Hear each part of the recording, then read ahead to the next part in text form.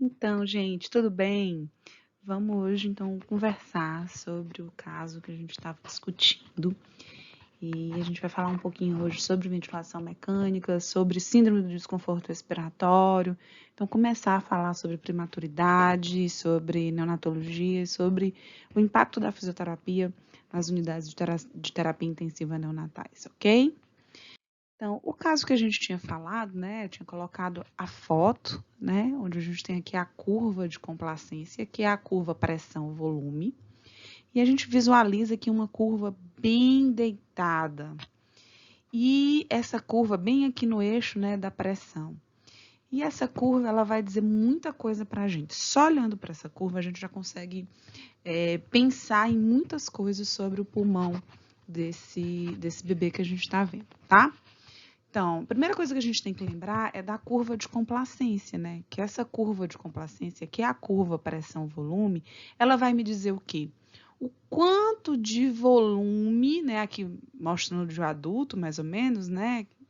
500 ml, eu consigo fazer com uma dada pressão, certo? Aqui ele está falando da pressão pleural. Aqui não é pressão pleural, mas aqui é. Então, aqui é a pressão inspiratória, tá? Então, se eu coloco uma dada pressão, eu vou ter um dado volume, certo? E esse gráfico, ele me indica a complacência.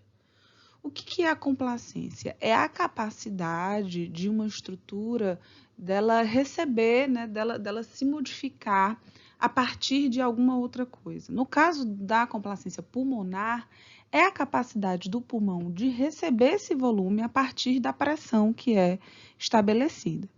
Então, se eu tenho uma curva aqui no meio, eu tenho uma curva normal, com uma pressão adequada, eu vou ter um volume adequado. Quanto mais essa curva ela vem aqui para baixo, tá? Quanto mais ela vem e fica mais perto do eixo da pressão, o que ela está dizendo para a gente? Que eu vou precisar de um alto nível de pressão para conseguir, ó, um volumezinho, ó, bem pequenininho, certo? Então, isso aqui está me dizendo o quê? Que eu tenho um pulmão duro, um pulmão com uma baixa complacência, que é o pulmão do bebê que tem SDR. Né? O recém-nascido, o termo, ele normalmente tem uma complacência baixa de pulmão, enquanto que a complacência da caixa torácica é alta, mas na SDR a gente tem isso ainda mais demonstrado, com ainda mais força, né? E aí, aqui a gente tem, olha, um outro gráficozinho para mostrar isso para a gente, né? Que eu estou mostrando uma curva A, uma curva B e uma curva C. A curva B é uma curva que eu já tenho alteração. A curva A, ele está mostrando aqui o normal, certo? Onde eu dou uma dada pressão e tenho um dado volume, tá? Então, com uma pressão aqui adequada, eu tenho o estabelecimento de um volume pulmonar. Já aqui na curva com alteração, o que eu vou ter? Eu vou ter a manutenção desse volume, só que às custas de um aumento pressórico muito grande, né? Olha o tanto que eu aumentei de pressão para conseguir o mesmo volume.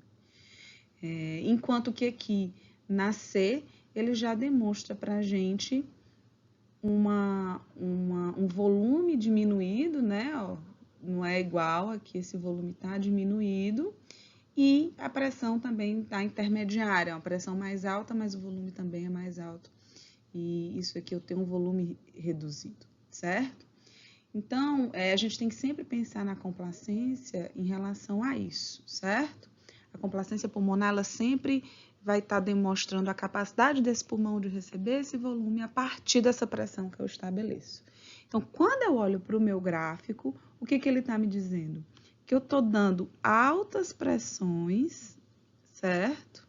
Que eu estou dando altas pressões aqui e o volume está sendo mínimo. Eu não estou conseguindo atingir um volume estabelecido. Então, só de olhar para esse gráfico, eu sei que esse bebê muito provavelmente tem uma síndrome de desconforto respiratório, eu sei que esse bebê não está atingindo volumes adequados e eu sei que ele está fazendo pressões altas. Então, isso aqui é risco de lesão pulmonar, tá? E é isso que a gente tem que corrigir na ventilação mecânica. Olhar a clínica, olhar os gráficos, olhar o que é que o bebê está precisando para conseguir estabelecer uma ventilação mecânica protetora, certo? E aqui, né, a gente vai ter, então, a representação visual de como é que estava a ventilação desse bebê.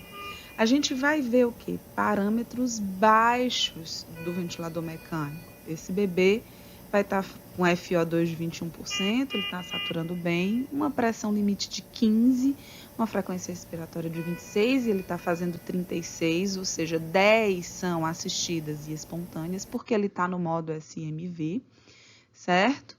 Ele está fazendo 5 de PIP, e 11 de pressão de suporte, porque a SMV sem pressão de suporte é complicado, né? A gente vai estar gerando fadiga para o bebê. Então, a gente só usa a SMV junto aí do pressão de suporte.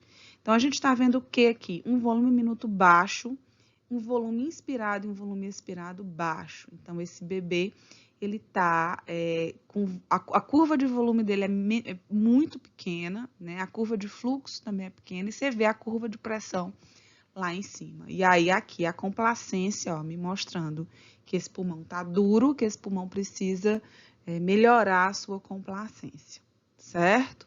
E aí o que que a gente vê? A gente vê que esse bebê, ele tem um raio-x compatível com a clínica dele.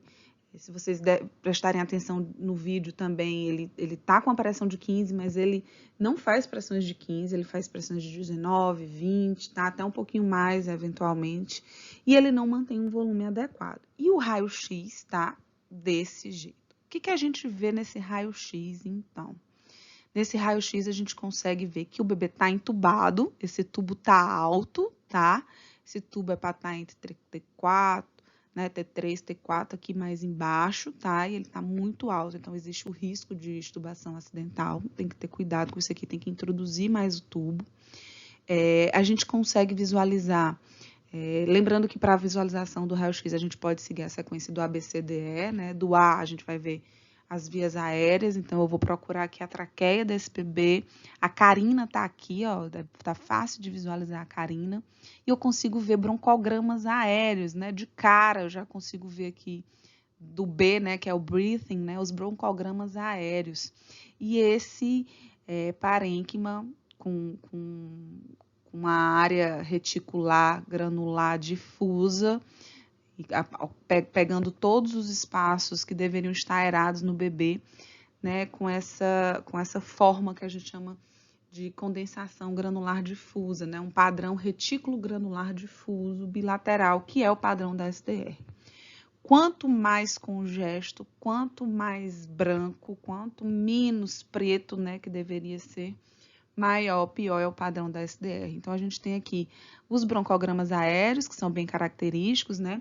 Vou desenhar aqui, ó, para você conseguir ver, ó, o brônquio vem aqui, desce aqui, aí você consegue ver aqui quase como se fosse uma patinha, ó, certo?